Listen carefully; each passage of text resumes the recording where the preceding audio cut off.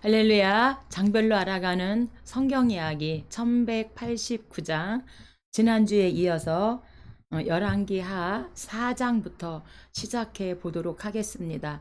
열왕기상 12장부터 열왕기하 25장까지 왕정시대 북이스라엘과 남유다의 왕 이야기를 하고 있습니다. 오늘 4장은 북이스라엘에서 있던 일입니다. 두 여인입니다. 그래서 과부, 선지생도의 그 아내인 과부 이야기와 수넴 여인의 그 두 여인의 이야기를 다루고 있고요. 이때 활동한 선지자는 엘리사입니다. 기름 사건과 수넴 여인의 잉태 사건, 그리고 그녀의 아들 죽음과 또 소생 등은 엘리사의 능력의 원천이 하나님께 있음을 보여주고 있습니다. 한편 이 모든 이적은 어려움에 처한 자의 그 필요를 돌아보고 하나님께서 그들의 필요를 채워주고 죽은 자에게 또한 새 생명을 부여해 주신 것이 특징으로 볼 수가 있습니다. 이런 점에서 엘리사의 사역은 엘리야의 사역과 조금은 대비된다, 이렇게 볼 수가 있습니다.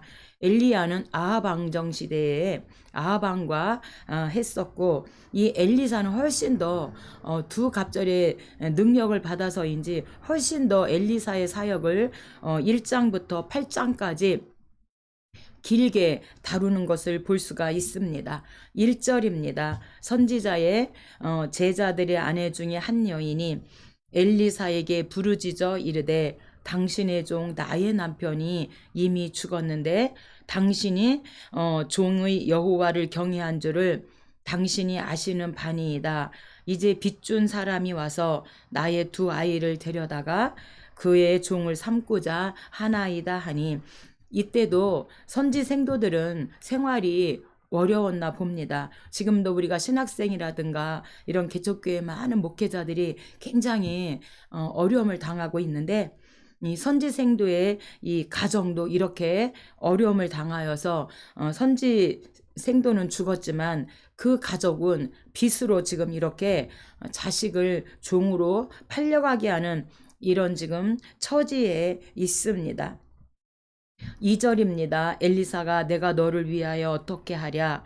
내 집에 무엇이 있는지 말하라. 기름 한 그릇 외에는 아무것도 없나이다 하니, 이르되 너는 밖에 나가서 모든 이웃에게 그릇을 빌리라. 그 모든 그릇에 기름을 부어서 차는 대로 옮겨 놓으라. 이렇게 가르쳐 줍니다. 그리고 7절입니다. 너는 가서 기름을 팔아서 빚을 갚고 남은 것으로 너와 내 두 아들과 생활하라고, 이렇게 엘리사가 이 선지생도의 그 과부에게 어떻게 해야 될 것을 가르쳐주고, 하나님의 그 기적이 그 기름병에 빈 그릇에 채워질 때까지 그 기름병의 기름이 마르지 않는 그런 이적을 말씀해 주고 있습니다. 하나님의 역사 방법은 가진 것 갖고 역사하시는 우리 하나님인 걸 알 수가 있습니다. 오늘 본문에서도 기름 한 병밖에 없는 그 기름 한 병을 가지고 하나님께서 넘치도록 역사를 하시는데, 우리가 요한복음 6장에도 보면 오병이어서 보리떡 5개와 물고기 2마리, 어린아이가 도시락을 싸운 그 도시락으로 5,000명이 먹고 12광주리를 남기는 엄청난 그런 기적이 일어났었고, 가나 혼인잔치에서도 포도주가 떨어졌을 때 우리 주님이 무조건 그 항아리에 물을 갖다 부어라. 그래서 순종하고 또 떠다 줘라. 그래서 떠다 줬더니 이렇게 맛있는 포도주는 먹어본 적이 없다고 하나님의 있는 것 갖고 역사하시는 것을 볼 수가 있고요. 또 우리가 열왕기상 17장에 사르밧 과부에게도 엘리야를 극진히 대접했더니 기름과 밀가루가 그 기근이 다할 때까지 마르지 않게 하시는 하나님의 놀라운 이런 역사를 우리들에게 말씀해주고, 그때만 있었던 게 아니라 오늘날에도 이런 기적과 역사가 예수 믿는 모든 사람들에게 나타난다고 하는 사실입니다. 8절입니다. 하루는 엘리사가 수넴에 이르렀더니 한 귀한 여인이 그를 간건하여 음식을 먹게 하였으므로, 수넴 여인인데 아주 귀한 여인이라고 말하고 있는데, 이 수넴 여인이 극진히 이 엘리사를 대접합니다. 엘리사가 자기 사환에게 이르되 너는 그에게 이르라. 내가 이같이 우리를 위하여 세심한 배려를 하는도다. 내가 너를 위하여 무엇을 하랴. 내가 이렇게 극진한 대접을 받았는데 이 수넴 여인이 필요한 게 무엇인가? 하나님께 구해서 주려고 그렇게 묻습니다. 그랬더니 뭐라고 말하냐면, 게하시가 참으로 이 여인은 아들이 없고 그의 남편은 늙었나이다, 이렇게 대답을 하는 것입니다.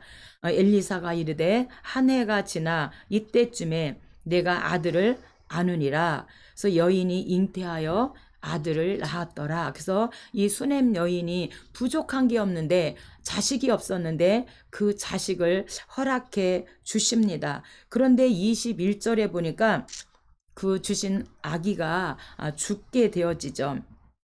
그의 어머니가 올라가서 아들을 하나님의 사람의 침상 위에 두고 문을 닫고 나와 그 남편을 불러 이르되 청하건대 한 명과 나귀 한 마리를 내게 보내소서. 내가 하나님의 사람에게 달려갔다가 돌아오리이다 하니, 이제 이래서 엘리사가 집에 들어와 봤더니 당신 그 침대에 아이가 죽어 있는 겁니다. 들어가 보니 아이가 죽었는데 자기의 침상에 눕혔는지라. 엘리사가 여호와께 기도하고 아이 위에 올라 엎드려 자기 입을 그의 입에, 눈을 그의 눈에, 자기 손을 그의 손에 대니, 엘리사가 내려서 집 안에서 한번 이리저리 다니고 다시 아이 위에 올라 엎드리니 아이가 7번 재치기 하고 눈을 뜨는지라. 이제 살아난 겁니다. 부활한 겁니다. 그래서 우리가 성경에 보면 부활에 대한 말씀이 많이 나오고 있습니다. 우리 예수님께서도 요한복음 11장에 죽은 나사로를 살리시고, 또 누가복음 7장에 보니까 과부의 아들을 우리 주님께서 살려주시고, 또 이 사르밧 과부의 아들도 죽었는데 그 사르밧 과부의 아들도 엘리야가 살려주시는 이런 부활의 역사가 일어나고요. 오늘 저와 여러분도 예수님을 만나게 되어지면 내 속에 죽은 심령이 살아나서 우리 주님을 찬양하게 되어집니다. 5장입니다. 5장은 이제 나아만 장군 이야기입니다. 그래서 아람 왕의 군대 장관인 나아만 장군입니다. 엘리사가 아람 왕의 군대 장군인 나아만의 그 나병을 치유해 준 내용으로 엘리사의 푸대접에도 불구하고 신복들의 권고를 받아들여 그의 말대로 순종한 것은 예수님도 칭찬한 그런 겸손한 행위였습니다. 한편 엘리사의 종 게하시가 거짓말로 나아만의 그 사례품을 착복했다가 그 나아만에 걸렸던 그 나병에 걸리게 되어지는데, 이 나병에 걸리는 것을 통하여서 탐심을 경계하라고 우리들에게 게하시를 통해서 말씀해 주고 있습니다. 1절입니다. 성경 갖고 계신 분은 함께 찾아가면서 은혜를 나누면 좋겠습니다. 아람 왕의 군대 장관 나아만은 그의 주인 앞에서 크고 존귀한 자니, 이는 여호와께서 전에 그에게 아람을 구원하게 하셨음이라. 그는 큰 용사이나 나병 환자더라. 그래서 이 아람 왕의 그 군대 장관 나아만은 정말 주인 앞에서 크고 존귀한 자고 큰 용사다, 이렇게 소개를 하고 있지만, 아무리 모든 것을 다 가졌다 할지라도 나병에 걸려서 이제 별궁에서 거하게 되어지잖아요. 그래서 문제없는 사람은 없다는 것을 본문을 통해서 우리에게 말씀해주고 있습니다. 이스라엘 땅에서 어린 소녀 하나를 사로잡음에 그가 나아만 아내에게 수종 들더니, 이것도 하나님의 섭리죠. 나아만을 구원하기 위한 하나님의 섭리라고 저는 생각합니다.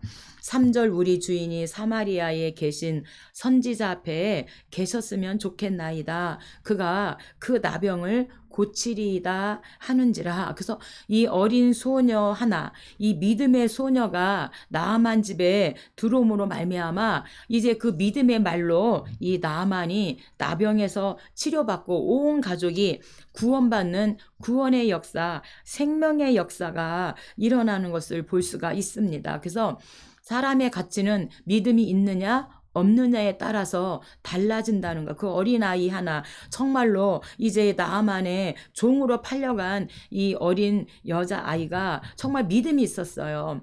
그래서 그 믿음의 사람으로 말미암아 이 나아만 가족이 구원을 얻고 병도 치료받는 하나님의 놀라운 구원의 역사가 일어나게 되었고요. 오늘 저와 여러분도 어디에 가서든 이 믿음의 말을 함으로 말미암아 하나님께서 우리에게 정말로 높여주신다는 것을 우리가 또 체험해 보았으면 좋겠습니다. 14절입니다. 나아만이 이에 내려가서 하나님 사람의 말대로 요단강에 7번 몸을 잠그니 그의 살이 어린아이의 살같이 회복되어 깨끗하게 되었더라. 그래서 7번 요단강에 가서 들어갔다 나갔다 씻으라. 그런데 처음에는 오해를 했죠. 내가 누구야? 얼마나 큰 사람이고 아람에서도 정말 큰 사람인데 이 예루살렘에 왔더니 쳐다도 안 보는 거예요. 그리고 요단강 가서 7번 몸을 씻고 나오라고 처음에는 기분이 나빴어요. 근데 그 부하들이 7번 그냥 들어갔다 나오면 되는 걸 왜 못합니까? 한번 해보자고. 그래서 그 말을 듣고 7번 들어갔다 나왔더니 그 나병에서 치료를 받게 되니까 얼마나 감사합니까? 죽을 병에서 치료받고 나니까 무엇이든지 선물을 하고 싶잖아요. 인사를 하고 싶잖아요.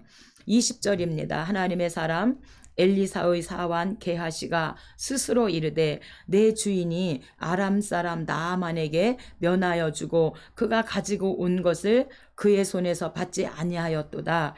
여호와께서 살아계심을 두고 맹세하노니, 살아계심을 두고 하나님의 이름으로 맹세하는 것은 반드시 지켜야 한다는 것을 알고 있었음에도 불구하고 이 지금 게하시는 하나님의 이름을 맹세하면서 거짓말을 시키는 겁니다. 내가 그를 쫓아가서 무엇이든지 그에게서 받으리라 하고, 그래서 이 맹세했다는 것은 게하시는 악을 도모하면서도 거짓말을 하면서도 하나님의 이름으로 맹세했다는 것은 이 게하시가 얼마나 가증한 사람인지를 오늘 우리들에게 말씀해주고 있습니다. 22절 우리 주인께서 나를 보내시며 말씀하시기를 은 1달란트와 옷 2벌을 주라 하시더이다. 처음에 이 나아만 장군이 엘리사에게 많은 선물을 줬지만 거절하고 하나도 받지 않았잖아요. 그래서 예루살렘에 그 흙 한 줌을 가지고 떠나는데 게하시가 뒤따라가서 우리 주인이 그렇게 은 1달란트와 옷 2벌을 주라고 하더이다. 이렇게 하나님의 이름으로 맹세를 하며 거짓말을 하는 것이죠. 나아만이 이르되 바라건대 2달란트를 받으라 하고 그를 강권하여 은 2달란트를 2전대에 넣어 매고 옷 2벌을 아울러 2사환에게 지우매 그들이 게하시 앞에서 지고 가니라. 그러므로 나아만의 나병이 내게 들어 내 자손에게 미쳐 영원토록 이르리라 하니 게하시가 그 앞에서 물러나오매 나병이 발하여 눈같이 되었더라. 그래서 이 게하시의 이 물질 욕심 때문에 이 나병에 걸리게 되어지는데, 우리가 성경에 나병 이야기가 많이 나옵니다. 레위기 13장 나병, 레위기 14장이 나병 정결식인데, 그래서 우리도 이 영적으로 나병에 걸리면 통증을 모르는 것처럼 내가 지금 아픈지 영적으로 그것을 우리가 못 깨닫잖아요. 그래서 하나님께서 이 나병을 엄하게 다루시고 요한복음 12장에 가룟 유다도 이 물질 때문에 물질 탐욕 때문에 예수님을 은 30냥에 팔아버리는 이런 가룟 유다나 이 게하시가 이렇게 물질 욕심으로 그 탐심으로 말미암아 하나님 앞에서 범죄하는 것을 우리가 볼 수가 있습니다. 6장입니다. 6장은 이제 북이스라엘이 아람과의 전쟁에서 불말과 불병거를 이제 그 엘리사의 사환에게 하나님께서 보여주시면서 안심시켜 주시는 6장입니다. 새 도끼 사건은 하나님이 택한 백성의 삶을 인도하심을 보여주고, 아람군이 엘리사를 잡으려 하다가 도리어 사로잡혔던 일은 하나님의 권능으로 북이스라엘을 회개하게 하기 위함입니다. 그러나 그들은 회개하지 않고, 그래서 하나님께서 사마리아 성이 아람군에게 포위되어서 굶주린 백성들이 오늘은 너의 아들, 내일은 나의 아들을, 그래서 자식까지 잡아먹는 최악의 그런 저주가 발생하게 되어지는 사건입니다.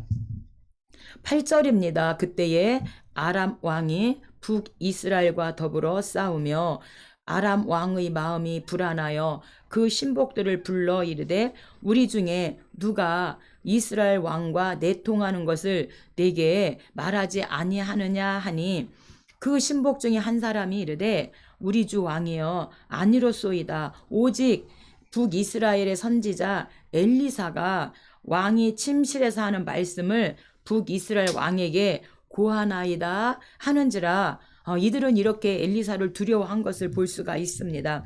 왕이 이르되, 사람을 보내어 그를 잡으라. 엘리사를 잡아와라. 그가 도단에 있도다 하나이다. 왕이 이에 말과 병거와 많은 군사를 보내매 그들이 밤에 가서 그 성읍에 에워쌌더라. 하나님의 사람의 사환이 일찍 나가보니 군사와 말과 병거가 성읍을 에워쌌는지라. 사환이 엘리사에게 이르되, 내 주여, 우리가 어찌하리이까? 이제 우리는 죽었습니다. 이렇게 이제 어찌합니까? 이렇게 엘리사에게 이제 말하게 되어지죠. 그랬을 때에 17절, 엘리사가 기도하여 이르되, 하나님 그의 그 사환의 눈을 열어서 보게 해주세요. 엘리사의 기도를 들으시고 하나님께서 그 청년의 눈을 여심해 그가 보니 불말과 불병거가 산에 가득하여 엘리사를 둘렀더라. 그래서 이제 이 사환이 안심하게 되어지는 거죠. 아람 사람이 엘리사에게 내려오매 엘리사가 여호와께 기도하여 저 무리의 눈을 어둡게 하옵소서 하매 그들의 눈을 어둡게 하신지라. 그래서 영적 세계에서도요, 이렇게 지금 하나님께서 북이스라엘을 도와주시는 하나님의 그 은혜를 엘리사를 통하여 우리에게 말씀해 주시면서 우리에게도 반드시 보이지 않게 하나님께서 나의 등 뒤에서 나를 밀어주시고 내 손을 잡아 일으키시고 내가 너와 함께하니 강하고 담대하라 말씀하는 겁니다. 여호수아가 가나안 땅을 이제 정복하러 갔을 때에 너가 밟는 땅 내가 다 너에게 줄 거니까 너는 강하고 담대하라. 계속해서 강하고 담대하라.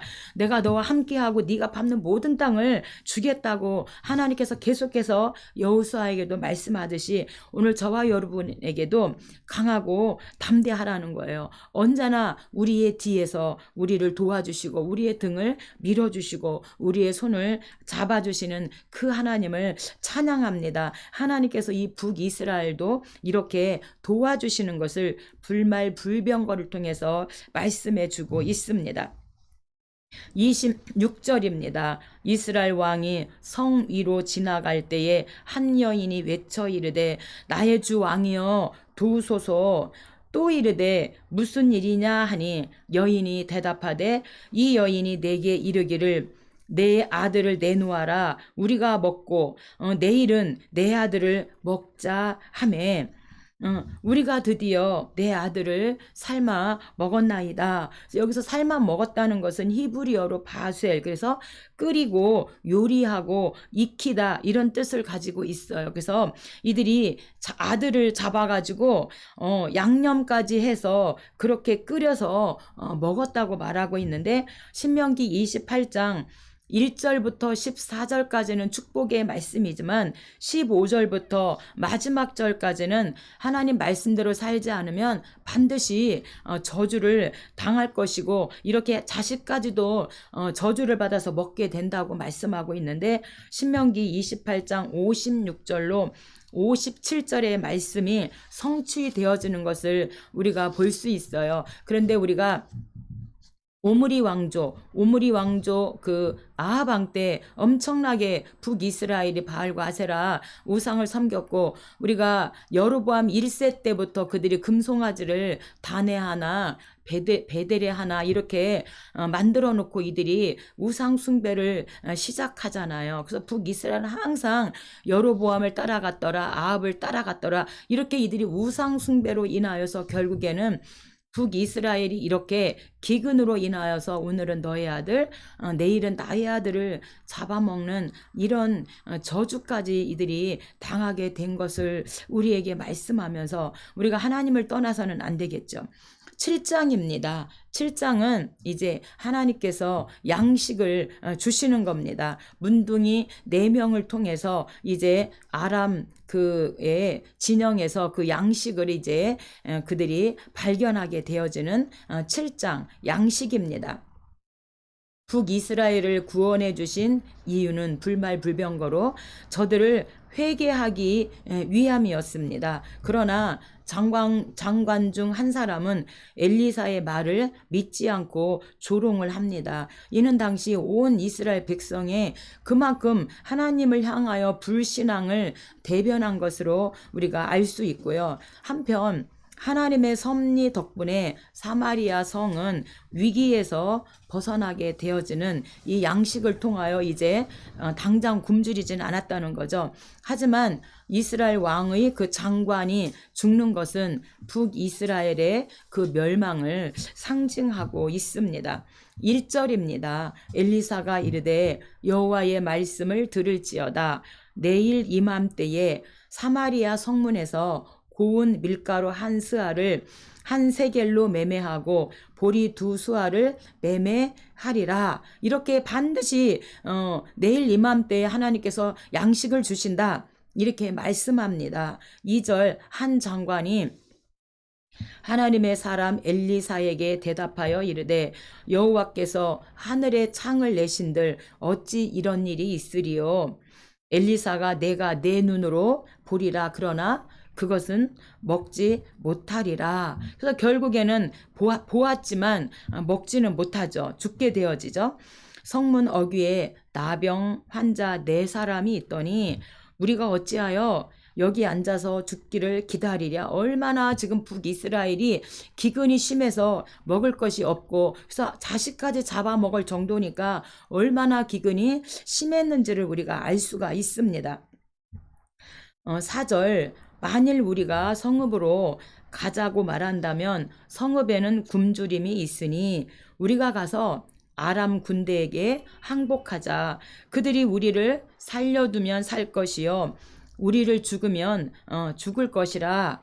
그리고 이 나병 환자들이 이 아람 진영에 들어갈 때에 이 나병 환자가 생명 걸고 죽으면 죽으리라. 그래도 먹을 것을 찾아서 생명 걸고 아람 진영에 간 일이 정말로 잘한 일이죠. 그들의 눈에 이 아람 진영에 먹을 것을 이제 보고 그들만 먹지 않고 이제 이스라엘에게 알리게 되어지는 사건입니다. 5절입니다. 아람 진영 끝에 이르러 본즉 한 사람도 없으니 이는 주께서 아람 군대로 병거 소리와 말소리와 큰 군대의 소리를 듣게 하셨으므로 아람 사람이 서로 말하기를 이스라엘 왕이 우리를 치려하여 햇사람의 왕들과 애굽 왕들에게 값을 주고 동맹을 맺고 연합하여 그들을 우리에게 오게 하였다. 이렇게 착각하게 하나님이 하신 거죠.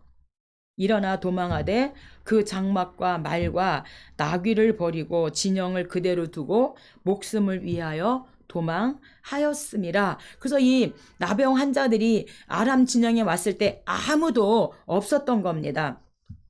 8절 그 나병 환자들이 한 장막에 들어가서 먹고 마시고 거기서 은과 금과 의복을 가지고 가서 감추고 서로 말하되 나병 환자들이 우리가 이렇게 해서는 아니 되겠도다. 오늘은 아름다운 소식이 있는 날이거늘 우리가 침묵하고 있도다.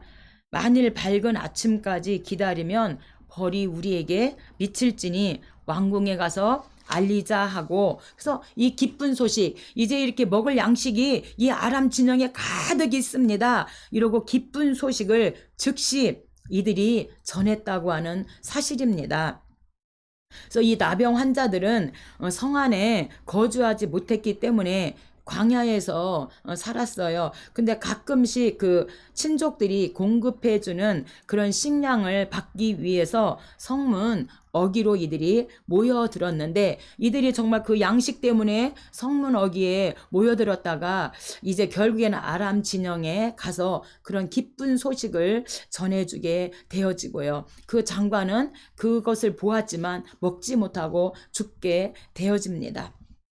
8장입니다. 8장은 이제 기업 회복인데, 수넴 여인의 그 기업을 회복시켜주는 이제 기업 회복입니다. 북이스라엘 그 여호람 왕 때에 그 아람과의 그 전쟁에서 이제 이 엘리사가 수넴 여인에게 이 땅에 아직도 기근이 많이 있을 것이다. 7년 동안 기근이 있을 건데 이제 기근이 없는 데 가서 살다가, 이민 가서 살다가 기근이 끝나면 다시 오라고 이렇게 수넴 여인에게 엘리사가 가르쳐 주는 것이죠. 이때는요 오므리 왕조예요. 그래서 이 오므리 왕조 때 오므리, 그 다음에 아합, 아하시야, 여호람, 이렇게 오므리 왕조가 4대인데 아합 왕 때 엄청나게 우상 숭배를 하잖아요.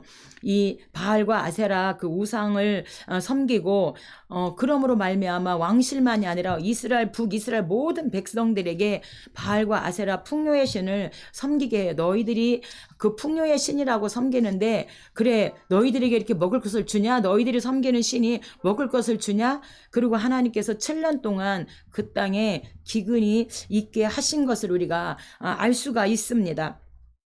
그래서 전쟁과 기근으로 말미암아 7년 동안 이들이 그 기근에서 헤어나오지 못하는 사건입니다. 본문은 수넴 여인이 지금 북이스라엘에서 7년 동안 기근이 있을 것이니까 블레셋으로 피신하였다가 기근이 끝나오면 돌아오라고 이렇게 엘리사가 이제 가르쳐줘서 블레셋으로 피신해서 7년 동안 이제 살다가 기근이 끝났다는 소리를 듣고 이제 다시 예루살렘으로 돌아오게 되어집니다. 근데 돌아왔더니 그의 모든 집과 이런 땅이라든가 이런 것들을 다른 사람들이 이제 살고 있어서 기업을 회복시켜 달라고 이렇게 이제 왕께 나아가는 사건입니다. 이것은 하나님을 경외하는 자가 결단코 상급을 잃지 않게 됨을 일깨워 주고요. 그래서 이 엘리사를 극진히 대접한 하나님을 사랑하고 엘리사를 극진히 대접했더니 하나님께서 그 상을 잃지 않고 피할 길을 하나님께서 알려주시는 거죠. 또한 하나님께서는 그 하사엘, 그래서 아람 왕으로 세우신 목적은 이스라엘 징벌의 도구로 사용하시기 위해서 엘리사를 통하여서 아람의 하사엘에게 기름을 붓는 사건이 같이 나옵니다. 1절입니다. 엘리사가 수넴 여인에게 이르되 너는 일어나서 내 가족과 함께 거주할 만한 곳으로 가서 거주하라.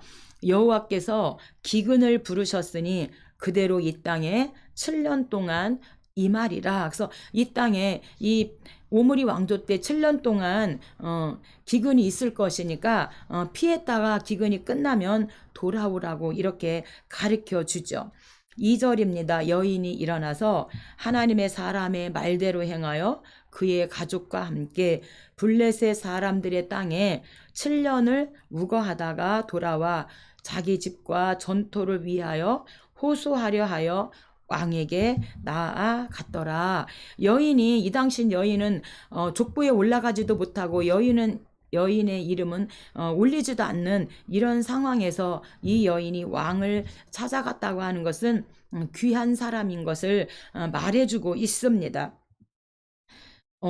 6절 왕이 그 여인에게 물음에 여인이 설명한지라 그를 위하여 한 관리를 임명하여 여인에게 속한 모든 것과 이 땅에서 떠날 때부터 이제까지 그의 밭의 소출을 다 돌려주라 하였더라. 그래서 하나님을 사랑하고 하나님의 사람 엘리사를 대접했더니 이 수넴 여인에게 하늘의 그런 신령한 비밀을 가르쳐주고 기근이 끝나면 돌아오라고 했을 뿐만 아니라 또한 기업을 다 이제 회복되어지도록 하나님께서 그렇게 복을 주시는 것을 알 수가 있습니다. 16절입니다. 북이스라엘 왕 아합의 아들 여호람 제5년에 여호사밧이 유다의 왕이었을 때에 유다의 왕 여호사밧의 아들 여호람이 왕이 되니라. 그래서 북이스라엘도 지금 요람 여호람이고 남유다의 여호사밧의 아들도 여호람이에요. 같은 이름이 북이스라엘과 남유다의 같은 이름이 계속해서 반복해서 나오기 때문에 우리가 좀 신경을 써야 될 것 같습니다. 그가 아합의 집과 같이 하였으니 이는 아합의 딸이 그의 아내가 되었음이라. 그가 여호와 보시기에 악을 행하였으니. 그래서 북이스라엘의 이 여호람은 12년, 그래서 오므리 왕조죠. 그래서 오므리 바알 여호아스 아하시아 여호람, 이렇게 오므리 왕조의 여호람이에요. 근데 왜 북이스라엘 이렇게 기근이 7년 동안 있었는가? 바로 이 아합 왕 때 바알과 아세라, 이 풍요의 신 우상 숭배로 인하여서 북이스라엘의 전쟁과 기근이 끊이지 않았다는 것을 말씀해 주고 있습니다. 그래서 우리도 우리 안에 있는 모든 우상들을 완전히 버리고 정말 주님만 나의 왕으로 그렇게 섬기면 하나님께서 천대에 이르기까지 복을 주신다고 했으니까 하나님께서 그렇게 하나님만 따라가면 좋을 것 같습니다. 남유다의 이 여호람은요, 북이스라엘의 그 아합의 딸 아달랴와 결혼하면서 이 남유다도 우상 숭배를 여호람 왕 때 주도하고 있습니다. 그래서 유다의 왕 여호람의 아들 아하시아가 왕이 되니 나이가 20세라 1년을 통치하니라. 그의 어머니의 이름은 아달랴라. 아하시아가 아합의 집길로 행하여 아합의 집과 같이 북이스라엘 외갓집이죠. 여호와 보시기에 악을 행하였으나 그는 아합의 집의 사위가 되었음이라. 그래서 유다의 남유다의 아하시아는 여호람, 그 다음에 아하시아는 우상숭배 주도입니다. 왜냐하면 그의 아하시아 아버지 여호람과 아달랴가 남유다에도 우상을 섬기도록 풍요의 신을 퍼뜨렸고 그의 아들 아하시아도 우상숭배를 주도함으로 말미암아 북이스라엘에 가서 예후에 의해서 죽게 되어집니다. 9장입니다. 9장은 북이스라엘 예후 왕조입니다. 예후는 28년 동안 왕위에 있었고 북이스라엘의 여호람, 그 다음에 남유다의 아하시아, 남유다의 이세벨을 이제 죽이는 숙청을 합니다. 그래서 여아의 죽음입니다. 엘리사가 예후에게 기름을 부은 것은 예언의 성취입니다. 그래서 왕상 19장 호렙산 엘리야인데 엘리야에게 이제 먹을 것을 주시고 하나님께서 3가지 사명을 주시죠. 그래서 엘리사에게 기름을 붓는 일, 예후에게 기름을 붓는 일, 그 다음에 아람의 하사엘에게 기름을 부으라고 3가지 그 사명을 하나님께서 엘리야에게 주셨는데 그것을 이제 엘리사가 그 사명을 감당하게 되어지는 예언의 성취입니다. 예후는 북이스라엘의 여호람과 병문안 차 왔던 유다 왕 아하시아와 아합의 아내 이세벨을 차례로 죽이고 왕위를 찬탈합니다. 이때 여호람의 시체는 이전에 나봇의 포도원이었던 왕의 정원에 버려지고 이세벨의 시체는 개의 먹이가 되므로 엘리야의 저주가 성취되었습니다. 그래서 이 요람의 시체가 나봇의 포도원에 왕의 정원에 버려진 것은 나봇 포도원을 빼앗았기 때문에 하나님께서 그렇게 하신 것이죠. 1절입니다. 엘리사가 선지자의 제자 중 하나를 불러 이르되 너는 허리를 동이고 이 기름병을 손에 가지고 길르앗 나못으로 가서 예후를 찾아 들어가서 그를 데리고 골방으로 들어가 기름병을 가지고 그의 머리에 부으며 여호와의 말씀이 내가 네게 기름을 부어 북이스라엘의 왕으로 삼노라 하였느니라. 6절입니다. 예후가 일어나 집으로 들어가니 청년이 그의 머리에 기름을 부으며 여호와의 말씀이 내가 네게 기름을 부어 백성 곧 이스라엘의 왕으로 삼노니 너는 아합의 집을 치라. 하나님께서 예후에게 사명을 주시는 게 아합의 집을 치라는 거예요. 왜? 아합이 엄청나게 우상 숭배를 했고 온 백성을 다 우상 숭배하도록 그렇게 하고 많은 선지자들을 죽였기 때문입니다. 너는 아합의 집을 치라. 나의 종 곧 선지자들의 피와 여호와의 종들의 피를 이세벨에게 갚아 주리라. 그래서 이제 예후에게 사명을 주는 겁니다. 22절 여호람이 예후를 보고 이르되 예후야 평안하냐 하니 대답하되 내 어머니 이세벨의 음행과 술수가 이렇게 많으니 어찌 평안이 있으랴 하더라. 예후가 힘을 다하여 활을 당겨 여호람의 두 팔을 쏘니 화살이 그의 염통을 깨뚫고 나오매 엎드러 진지라. 그래서 이 여호람이 예후에 의해서 이제 죽게 되어집니다. 그래서 오므리 왕조가 이 여호람이 죽음으로 말미암아 끝나고 이제 예후 왕조가 5대까지 이어지게 되어집니다. 27절입니다. 유다의 왕 아하시아가 이를 보고 도망하니 예후가 그도 병거 가운데 죽이라 하매 거기서 죽은지라. 그래서 이 유다의 아하시아도 그의 아버지 여호람과 그의 어머니 이세벨에 의해서 우상 숭배를 주도합니다. 남유다에까지 바알과 아세라 풍요의 신을 완전히 주도적으로 우상을 섬기도록 그렇게 해요. 그래서 우상을 섬기고 우상을 많이 섬긴 왕들은 왕위에 오래 있지 못하고 바로바로 죽습니다.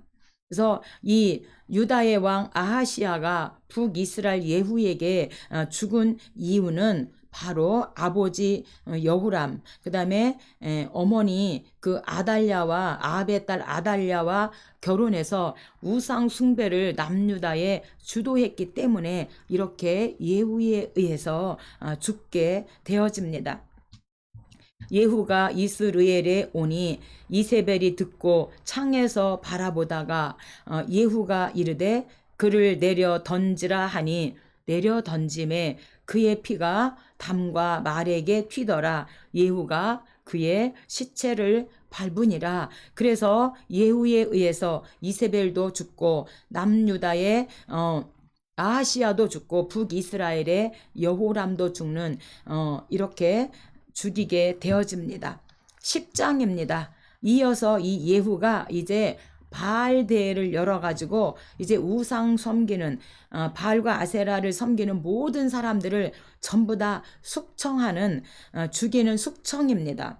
예후는 아합 왕가의 남은 자손들까지 모두 처단한다. 이는 예언의 성취이자 하나님의 심판이다. 한편 왕이 된 예후는 바알 종교를 근절하였지만 베델과 단에 금송아지는 내버려 두어서 백성들이 예루살렘 성전을 찾지 않도록 하였고, 따라서 예후의 종교개혁은 신앙적 동기가 아닌 권력 유지라는 그런 정치적 목적에서 비롯된 것으로 우리가 알 수가 있습니다.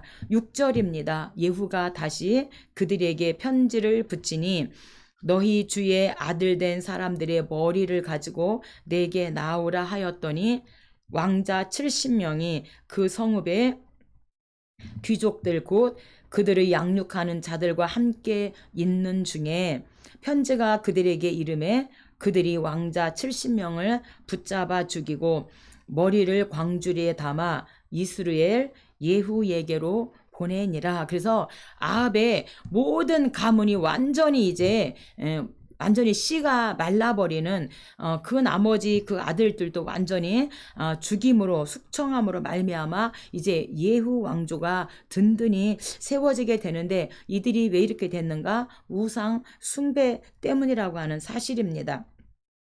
11절입니다. 예후가 아합의 집에 속한 남아있는 자를 다 죽이고, 그래서 아합에 속한 모든 사람을 다 죽이고 또 귀족들과 신뢰받는 자들과 제사장들을 다 죽이되, 여기서 제사장은 바알과 아세라죠.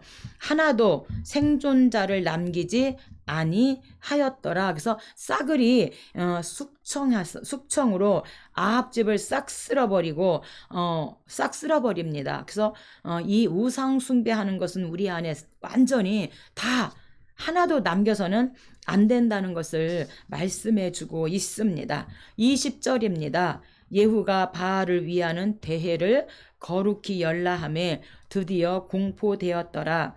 예후가 온 이스라엘에 사람을 두루 보냈더니 바알을 섬기는 모든 사람이 하나도 빠진 자가 없고 어린아이부터 노인에 이르기까지 다 모이라고 했으니까요. 빠진 자가 없이 다 이르렀고 신당 이쪽에서부터 저쪽까지 가득하였더라.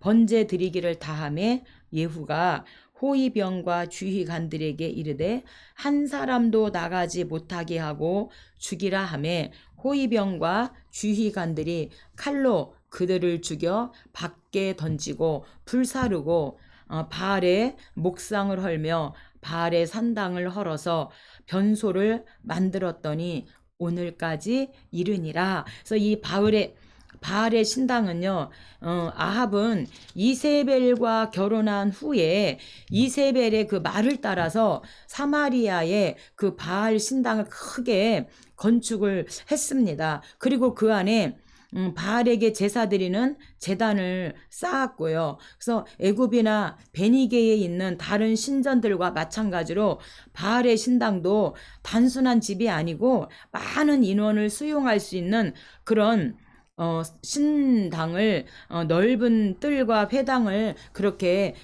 이세벨과 함께 갖추었다고 하는 사실이죠. 그러므로 말미암아 이 바알대를 열어서 이 예후가 완전히 다 죽이게 되어지는 숙청입니다. 11장입니다. 11장은 이제 남유다 이야기입니다. 남유다의 아달랴 여왕 6년입니다. 이 아달랴 여왕은 예수님이 오는 길을 자르는 아주 악한 왕입니다.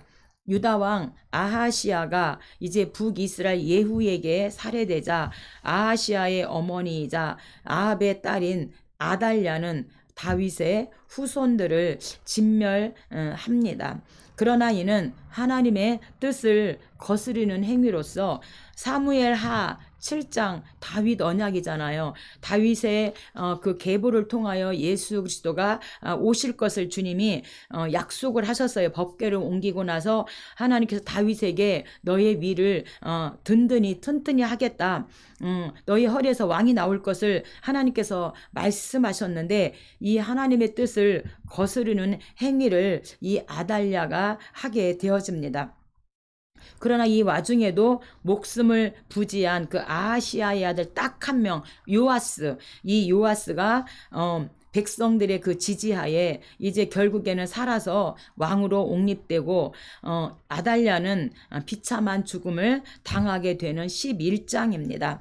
1절입니다. 아하시아의 어머니 아달랴가 그의 아들이 죽은 것을 보고 일어나 왕의 자손을 모두 멸절하였으나, 어떻게 당신의 그 손자들을 다 죽일 수가 있습니까? 그 정도로 이 아달랴가 악한 왕입니다. 그래서 왕의 자손을 다 죽인 것은 예수님이 오는 그 길을 자른 것입니다. 계보가 끊길 뻔했는데 요아스 그 왕자 딱 한 명 살아가지고 다행히 그 계보는 끊기지 않았습니다. 2절 여호람 왕의 딸 아하시아의 누이 여호세바가 아하시아의 아들 요아스를 빼내요. 고모가 빼낸 거죠. 그와 그의 유모를 침실에 숨겨 아달랴를 피하여 죽임을 당하지 아니하게 한지라. 요아스가 그와 함께 여호와의 성전에 6년을 숨어 있는 동안에 아달랴가 나라를 다스렸더라. 7째 해에 여호야다가 대제사장입니다. 여호야다가 사람을 보내 가리 사람의 백부장들과 호위병의 백부장들을 불러 데리고 여호와의 성전으로 들어가서 그들과 언약을 맺고 성전에서 맹세하게 한 후에 이 여호람 왕자를 그들에게 보입니다. 여기서 여호야다는 예루살렘의 대제사장이고 여호세바 또는 여호사부앗 이름을 두 개 가지고 있는데 이 여호세바가 대제사장 여호야다에게 시집을 간 거죠. 그래서 이제 이 여호야다의 공주가 부인이 되어진 거예요. 그리고 이 여호사부앗은 아하시아의 누이인 것이죠.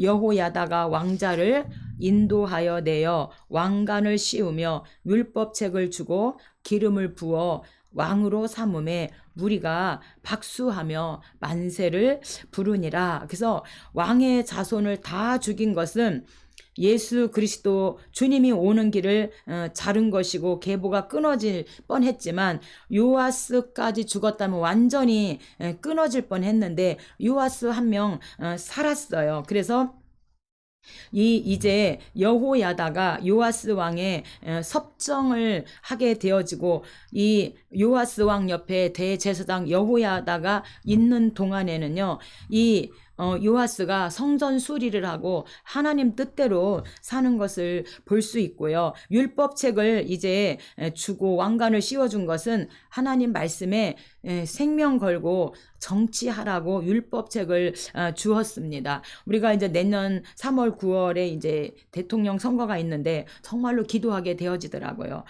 하나님을 두려워하고 정말 하나님께 기도하며 하나님께 묻고 정말 이 나라를 다스리는 그런 분이 대통령이 됐으면 좋겠습니다. 이렇게 저절로 기도를 하게 되어지는데 이 여호야다 제사장이 이 요아스에게 하나님 율법 말씀대로 이 나라를 치리하라고 율법책을 줍니다. 12장입니다. 12장 남유다 요아스 40년 성전 수리입니다. 대제사장 여호야다로 인하여서 이제 성전에서 어려서부터 성전에서 크다 보니까 그가 배운 게 우상 숭배가 아니라 하나님 섬기는 거예요. 그래서 하나님을 섬기다 보니까 그가 왕이 돼서 한 게 성전을 수리하는 것이죠. 요아스가 예루살렘 성전을 수리하고 유다의 영적 부흥을 이룬 것은 제사장 여호야다의 영향 덕분이었다. 그러나 여호야다가 죽자 그는 방백들의 청원을 받아들여서 우상 숭배를 허용했고 이를 경고한 스가랴 선지자를 처형합니다. 이때 아람 왕 하사엘이 유다를 침공한 사건은 하나님의 징계였지만 요아스는 끝까지 말년에 회개하지 않은 왕이 또한 요아스입니다.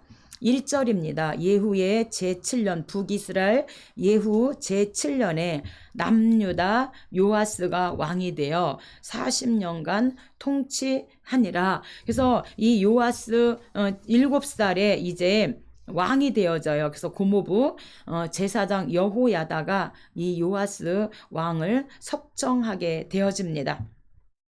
4절 요아스가 제사장들에게 이르되 성전에 거룩하게 하여 드리는 모든 곧 사람이 통용하는 은이나 각 사람의 몸값으로 드리는 은이나 자원하여 여호와의 성전에 드리는 모든 은을 성전의 어느 곳이든지 파손된 것을 보거든 그것으로 수리하라.